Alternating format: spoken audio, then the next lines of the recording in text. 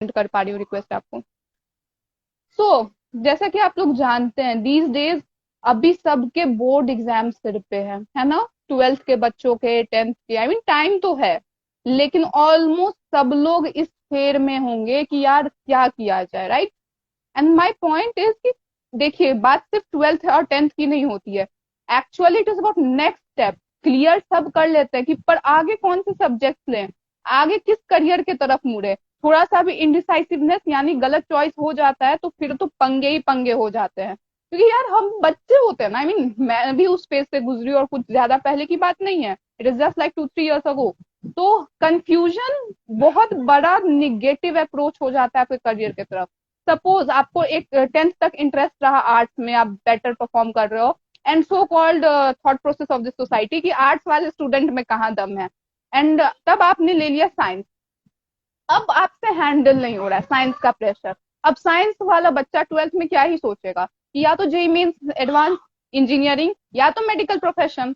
तो ये wrong decision ना ले, पहले अपने चॉइस को प्रेफरेंस दें। और चॉइस इन द सेंस ये नहीं कि आपका किसमें इंटरेस्ट रहा है 6 to 10 में, आई मीन किसमें आपने बेटर परफॉर्म किया कि यार दुनिया में कोई भी सब्जेक्ट हो जाए पर उसमें आपके मार्क्स वर लाइक 90, तो उसमें क्या है, हलवा है। ऐसे सब्जेक्ट को प्रेफरेंस है, that would be my choice. देखिए पेरेंट्स का क्या काम है, पेरेंट्स आपको सजेस्ट करते हैं कि बेटा ये लो, क्योंकि वो अपने एक्सपीरियंस से चलते हैं।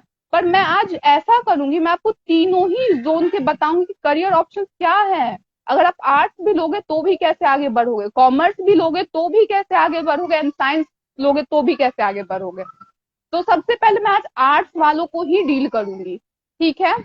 चलिए एक इंस्टेंस लेते हैं कि आपने 10th किया, आपके सर्टेन अमाउंट ऑफ परसेंटेजेस हैं, और आपने 11th-12th में आर्ट्स ले लिया।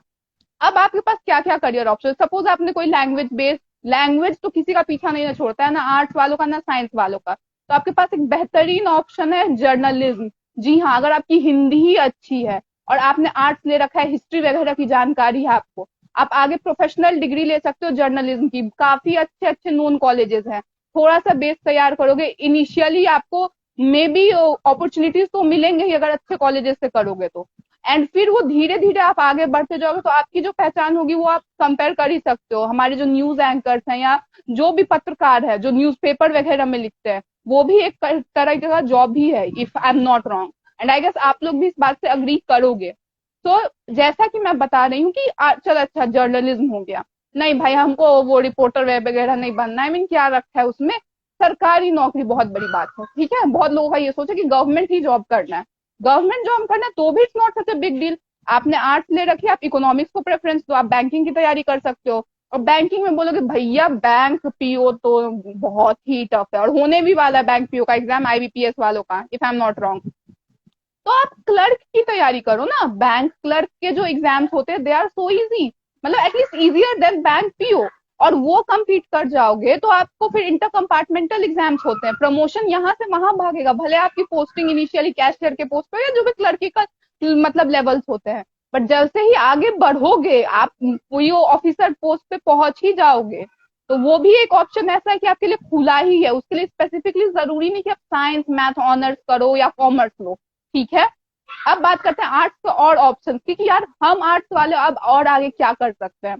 तो आप आर्ट्स वाले ये भी कर सकते हो कि यूपीएससी बीपीएससी की तैयारी करो। अच्छा एक चीज जान लो आप लोग, यूपीएससी बीपीएससी एग्जाम उतने टफ नहीं जितना इन एग्जाम का खौफ है, क्योंकि यार लेवल है, मतलब कौन नॉर्मल इंसान सोचेगा, मैं खुद नहीं सोच सकती हूँ आईएएस बनने की, राइट। आई मीन जब तक बनू ना यार, क्रैक ना करूँ।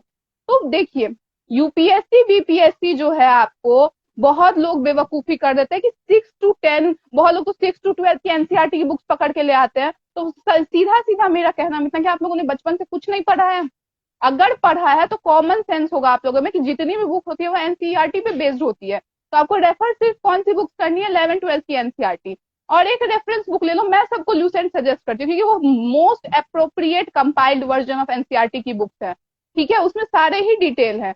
एंड उसमें एक राउंड पढ़ो, और इनिशियली मैं सजेस्ट करूंगी कि कोई सब्जेक्टिव वे में मत चलो, अपने फेवरेट सब्जेक्ट जो भी आर्ट्स का फेवरेट सब्जेक्ट है, हिस्ट्री, इकोनॉमिक्स, जियोग्राफी, पॉलिटी, कुछ भी वो पढ़ो। इंटरेस्ट डेवलप हो तब स्ट्रेटेजिक अप्रोच से चलो। स्ट्रेटेजिक अप्रोच बोले तो ancient history, ancient history informative होता है लेकिन इंफॉर्मेशन को गोली मारो मैं बोल रही हूँ, पहले कहानी को दिमाग में फ्रेम करो। कहानी फ्रेम अच्छा, भारत की सभ्यता की शुरुआत यहाँ से हुई थी, Indus valley civilisation, Harappan civilisation and all. कहानी घुसने लगी दिमाग में, तब आप लोग बढ़ सकते हो मिडियाइवल की तरफ, जो कि हल्का ही होता है। फिर उसके बाद आप लोग बढ़ोगे मॉडर्न की तरफ। जब इतना घुसा दिमाग में, तो मॉडर्न क्या सिखाता है, आजादी हुई मिली थी ना हमें मॉडर्न हिस्ट्री के की आजाद, लेकिन उसके बाद की कहानी क्या, तो उसके बाद की कहानी तो आपको पॉलिटी से बेटर कुछ देगा नहीं। आई मीन पॉलिटिकल साइंस की कॉन्स्टिट्यूशन कैसे बना, क्या सब हुआ, देश यहाँ तक कैसे पहुंचा। जब देश यहाँ तक पहुंचा तो तरक्की की बात जाननी पड़ेगी। तरक्की की बात जानने के लिए इकोनॉमिक्स से बेहतर ऑप्शन है कुछ? फिर इकोनॉमिक्स पे आओ। अब इतना आपका डन हो गया, बचा जियोग्राफी। तो ज्योग्राफी को आप पढ़ो और तब आप जीएस भी स्टार्ट कर सकते हो। जी हाँ, ज्योग्राफी और फिजिक्स रिलेट करके पढ़ो। एक तरफ ज्योग्राफी पढ़ो, एक तरफ फिजिक्स पढ़ो। ठीक है। अब आपके आर्ट्स के चारों सब्जेक्ट ही कमांड में आ गए। ठीक है। लेकिन कमांड में लाने का तरीका क्या, कि पढ़ते जा रहे हैं ब्लैंक एंड नहीं। आप पढ़ रहे हैं, आपने एक चैप्टर निपटाया, सपोज आपने हिस्ट्री का ही मान लो, जैसा कि मैंने अभी नाम लिया कि इंडस वैली सिविलाइजेशन या प्री हिस्ट्री, या मतलब कोई भी टॉपिक ले लो आप, मॉडर्न एज ले लो, मॉडर्न पीरियड पढ़ा। उसके बाद क्या करो, मतलब ठीक है पढ़ लिया समझ गए, उसके बाद खुद को बहुत इजी इजी क्वेश्चंस दो, लाइक क्या था मॉडर्न एज, क्या हुआ था, ये सब। एंड नेक्स्ट प्रैक्टिस करो, ऐसे लिखो कुछ भी जितना ही आ रहा है, हिंदी में, इंग्लिश में, जिस भी लैंग्वेज में कंफर्टेबल हो लिखो। एटलीस्ट 2 पन्नों का ऐसे लिखो, साथ साथ ये चीजें करती रहो। करने के बाद आगे बढ़ते चलो इस पैटर्न में, और आपको खुद नहीं पता चलेगा कि आपका बेस कब तैयार हो जाएगा यूपीएससी बीपीएससी के लिए। ठीक है। फिर बचे साइंस में। साइंस में जैसे कि मैंने बोला था कि फिजिक्स और ज्योग्राफी रिलेट करके पढ़ा जा सकता है। फिर आप बायो और इन चीजों को हल्का थोड़ा कम एडवांटेज दोगे, क्योंकि आपको करंट अफेयर्स भी लेके चलना है, मेन एसएसटी पे फोकस करना है, क्योंकि हर साल यूपीएससी और बीपीएससी के सेट में एसएसटी का कोई एक सब्जेक्ट पे स्लैंटेड क्वेश्चंस होते हैं। ठीक है। वो अपने पैटर्न को तो रिपीट नहीं करता, क्वेश्चन को रिपीट नहीं करता, पर एसएसटी के किसी एक सब्जेक्ट पे स्लैंटेड होता है जनरली। उतना करने का क्रॉस रिवाइज उसको करते रहो, एसएसटी को नहीं छोड़ना है। अब साइंस को भी पकड़ लो, यानी जीके। और जीके होता भी क्या, आप लोगों में कॉमन सेंस होगा, जीके इज क्या मतलब 6 to 10 का science plus SST plus current affairs. ठीक है। अब ये हो गई जीके की बात, क्योंकि मैंने 8 सब्जेक्ट वालों के लिए उठाया था कि चलो मैंने आपको वो रास्ता भी दिखा दिया कि यूपीएससी बीपीएससी तक कैसे मुड़ रहा है। अब हम बात करते हैं कि और क्या करियर ऑप्शन है आर्ट्स वालों के लिए। इकोनॉमिक्स से मैंने आपको बैंकिंग तक पहुंचा दिया, हिंदी इंग्लिश से मैंने जर्नलिज्म तक पहुंचा दिया, ऊपर से यूपीएससी बीपीएससी का भी रास्ता दिखा दिया। लेकिन एक चीज आप लोग जान लो, दुनिया इतनी ही नहीं है। आप अगर ग्रेजुएट हो आर्ट्स से ही क्यों नहीं हो, आप अपने स्किल्स को डेवलप करो, that would be my suggestion. Career कभी भी रुकता नहीं है। सपोज आपने सॉफ्ट स्किल्स डेवलप कर लिया, यानी लैंग्वेज पे आपका कमांड हो गया, आपने कंप्यूटर बेस्ड स्किल्स डेवलप कर लिया, इंटरेस्ट जाग गया, ठीक है कि चलो और रोकता भी नहीं कोई। बेसिक है बीसीए कर लो, बैचलर्स इन कंप्यूटर एप्लीकेशन, है ना। फिर उसके बाद अब उसका भी अपग्रेडेड होता है कि एमसीए कर लो।